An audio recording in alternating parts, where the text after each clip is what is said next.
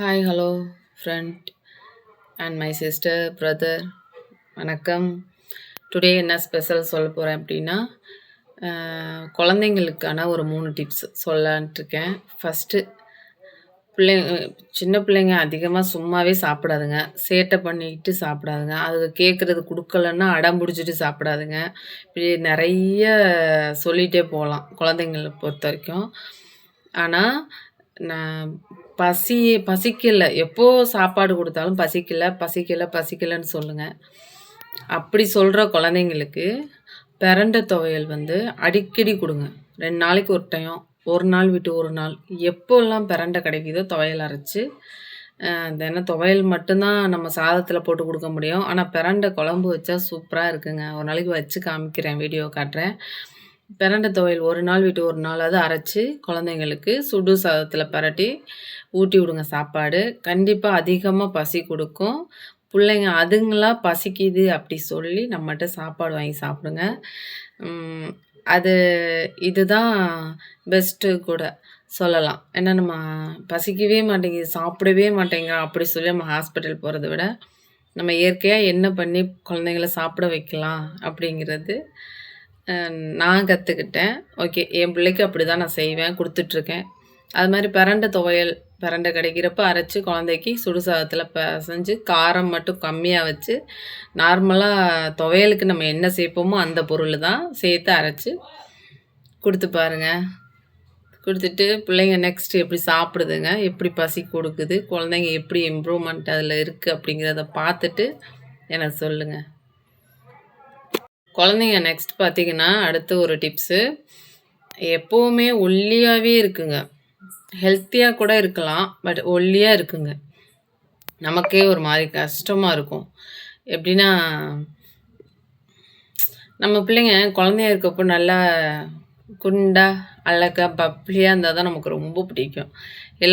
எல்லா குழந்தைங்களும் அப்படி இருக்கணும் தான் நம்ம ஆசைப்படுவோம். ஏன்னு கேட்டால் கொஞ்சிறதுக்கு, ஒரு அழகு பண்ணி பார்க்குறதுக்கு. ஒல்லியாக இருந்தால் அது நமக்கு ஒரு ஃபீல் ஆகிட்டே இருக்கும். குழந்தை ஆக்டிவாக இருக்கும், ஆனால் நமக்கு தோணும் உடம்பே வர மாட்டேங்குது அப்படின்னு. வயசானதுக்கப்புறம் உடம்பு இளைக்க மாட்டேங்குது அப்படின்னு ஃபீல் பண்ணுறோம். ஆனால் குழந்தையா இருக்கப்போ உடம்பே இல்லைன்னு ஃபீல் பண்ணுறோம். ஆனால் குழந்தையிலேயே இயற்கையாக ஹெல்த்தியாக உடம்பு வெயிட்டாக குழந்தை இருக்கணும் அப்படின்னு ஒன்று நினச்சா, பொட்டுக்கடலை அதிகமாக குழந்தைங்களுக்கு கொடுங்க. பொட்டுக்கடலை நாட்டு சக்கரை போட்டு தேங்காய் போட்டு கிளறி ஸ்நாக்ஸு, இந்த ஸ்நாக்ஸை நீங்கள் அடிக்கடி குழந்தைக்கு கொடுத்துட்டு வாங்க. குழந்தை நல்லா பஃப்லியாக பார்க்க க்யூட்டாக இருக்கும். கண்டிப்பாக என் குழந்தைக்கு கொடுத்துருக்கேன், நல்லா சாப்பிடுவான். 2 வயசு 3 வயசு 4 வயசு வரைக்கும் சாப்பிட்டான். இப்போல்லாம் விவரம் தெரிஞ்சதுக்கப்புறம் அதெல்லாம் கொடுத்தா சாப்பிட மாட்டேங்கிறான். ஆனால் குழந்தைங்களுக்கு இப்போ ஸ்கூல் போகுதுங்க, எல்கேஜி யூகேஜி ஃபஸ்ட் ஸ்டாண்டர்ட் பிள்ளைங்களுக்கெல்லாம் எல்லாம் ஒல்லியாக தான் இருக்குது. சாப்பாடு ஒழுங்காக சாப்பிட்றதில்ல, ஸ்கூலுக்கு சீக்கிரம் அனுப்பிச்சி விட்றோம். அதனால் பிள்ளைங்கள்லாம் பார்த்திங்கன்னா ரொம்ப டேஞ்சராக இருக்குதுங்க. படிக்க வைக்கவே அதுல கஷ்டமாக இருக்குது. இதுங்க அப்படி இருக்கு, அதுங்களால படிக்க முடியுமா? ஒன்று மெமரி பண்ணணுன்னா உடம்பளவில் ரொம்ப ஹெல்த்தியாக இருந்தால் மட்டும்தான் அது இங்கே நிற்கும். அப்போ குழந்தைங்களுக்கு நல்லா ஹெல்த்தி ஃபுட்டாக கொடுங்க. நிறையா நட்ஸு கொடுங்க. நம்ம நட்ஸ் எல்லாம் முடிஞ்சவங்க தான் வாங்கி கொடுக்க முடியும், முடியாதவங்க என்ன பண்ண முடியும்? அது பொட்டுக்கடலை, நாட்டு சக்கரை, தேங்காய் திருவி போட்டு பிள்ளைங்களுக்கு கொடுங்க. குழந்தைங்களுக்கு தீராத நெஞ்சு சளி, இந்த இடத்துல தூங்குனா பேசும், அந்த சவுண்டு வந்துகிட்டே இருக்கும். இந்த இடத்துல நெஞ்சு சளி அதிகமாக இருக்குது அப்படின்னா ரொம்ப கஷ்டப்பட்டுருக்கேங்கண்ணா என் பிள்ளைக்கு. ஆனால் அதை எப்படி சரி பண்ணுறது சொல்லித்தரேன். கொஞ்சம் நல்லா ஒரு 2 ஸ்பூன் தேங்காய் எண்ணெயை போட்டு நல்லா காய வச்சு, தேங்காய் நல்லா கொதிக்க வச்சு, அதை கொஞ்சமாக ஆற வச்சு நல்லா ஒரு 4 வெத்தலை எடுத்துக்கோங்க. காம்பை கிள்ளிட்டு வெத்தலையை எடுத்து சாரி அதில் சூடம் போட்டுறணும், ஒரு சூடம். ஏன்னா ரொம்ப பச்சை குழந்தையா இருந்தால் பாதி புட்டு போடுங்க.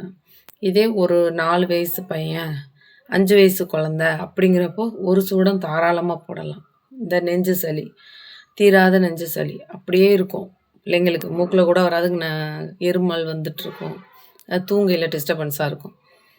இப்போ அந்த தேங்காய் எண்ணெயை காய வச்சு அதில் ஒரு சூடத்தை போட்டுட்டு வெத்தலையை எடுத்து காம்பை கிள்ளிட்டு அந்த தேங்காய் எண்ணெயில் அப்படியே வச்சு சூடு பொறுக்க எடுத்து நம்ம லைட்டாக தொட்டு பார்க்கணும். அப்படியே கொதிக்க கொதிக்க நெஞ்சில் ஒட்டி விட்றாதீங்க. துணியை ஃப்ரீயாக அவுத்து விட்டு பிள்ளைங்கள குழந்தைங்கள அதை சூடு பொறுக்க இந்த சூடு நம்ம பிள்ளைக்கு தாங்கும்னு நமக்கு தெரியும் இல்லையா? அப்போ அப்படியே சப்பு சப்புன்னு ஒட்டி வச்சுருங்க நெஞ்சு ஃபுல்லாக. இந்த விழா எலும்பெல்லாம் ஒட்டி வைங்க, இந்த சைடெலாம் ஒட்டிடுங்க. ஃபுல்லாக ஒட்டி விட்டு நமக்கு அது குறையிறது நமக்கு இம்ப்ரூவ்மெண்ட் நல்லா தெரியுங்க. இருமி ஒன்று அந்த சளி வாய் வழியே வரும், இல்லைன்னா மோஷன் போகிறது மாதிரி வரும். இது 2ல் ஒரு விதத்தில் அந்த சளி நல்லா சுத்தமாயிரும் வந்துடும். ஒரு 2 நாள் கண்டினியூவாக செய்யுங்க. நைட்டு மட்டும் போட்டு விடுங்க. அப்படியே ஒட்டி விட்டு தூங்க வைங்க. நல்லாயிருக்கும், சீக்கிரமே சரியாயிடும். இப்போல்லாம் என் பிள்ளைக்கு நெஞ்சு சளி வந்ததே இல்லை. இப்போ என் பையனுக்கு 1 வருஷம் ஆச்சு. நார்மலாக வேணால் மழையில் நனைஞ்சா ஐஸ்கிரீம் சாப்பிட்டா ஏதோ குளிச்சா அடிக்கடி தலை குளிச்சா இப்போல்லாம் வர்றதில்ல. ஓகே, நம்மள மாதிரி மிடில் கிளாஸ் ஃபேமிலிக்கு கண்டிப்பாக சுடு தண்ணி குழந்தைங்களுக்கு கொடுங்க. இது ஒரு அம்மாவாக என்னோட அட்வைஸ். என்னை போல் நிறைய யோசிச்சுட்டு குழந்தைங்கள பற்றி யோசிச்சுக்கிட்டு இருக்க 99% அம்மா இருப்பாங்க, கண்டிப்பாக இருக்காங்க. ஏன்னா ஒரு சில பேருக்கு வேணால் அம்மாவோட அம்மா நல்லா ரொம்ப சேஃபாக பார்த்துக்குவாங்க, குழந்தைங்க ஒரு சேஃபான இடத்துல இருப்பாங்க, அவங்களுக்கு கொஞ்சம் பிரச்சனை இல்லாமல் இருக்கும். மற்றபடி நம்மளே நம்ம குழந்தைங்கள பார்த்துக்கிற அம்மாக்களுக்கு தான் ரொம்ப அந்த டென்ஷன் இருக்கும். நம்ம நல்லா பார்த்துக்குறோம்மா, நல்லா சாப்பாடு கொடுக்குறோம்மா, ஒழுங்காக வச்சுக்கிறோம்மா, ஏதோ உடம்பு சரியில்லைன்னா நமக்கு அந்த ஒரு இதுலேயே மைண்ட் செட்டில் இருப்போம். அதுக்கு தான் சொல்கிறேன். ஓகே, பாய். இது 3மே எப்படி இந்த டிப்ஸ் ஓகேவா உங்களுக்கு பிடிச்சிருக்கா? நீங்கள் யூஸ் பண்ணி பாருங்கள். சிம்பிளாக தான் இருக்கும். நம்ம ஹெவியான டிப்ஸ் கொடுக்குற அளவுக்கு நம்மளும் ஹெவியான பாட்டு கிடையாது இல்லையா? நமக்கு வீட்டில் என்னென்ன நம்ம பண்ணுறோமோ அதை தான் சொல்கிறேன். கண்டிப்பாக என்னோடய ஃப்ரெண்ட்ஸுங்களுக்கும் அக்காங்களுக்கும் இது ஒரு ஹெல்ப்ஃபுல்லாக இருக்கும் அப்படின்னு நம்புகிறேன். பிடிச்சிருந்தா லைக் பண்ணுங்கள், என்னோடய பேஜ் ஃபாலோ பண்ணுங்கள், எனக்கு சப்ஸ்கிரைப் பண்ணுங்கள். தேங்க்யூ. நெக்ஸ்ட் வீடியோ சந்திப்போம். பாய்.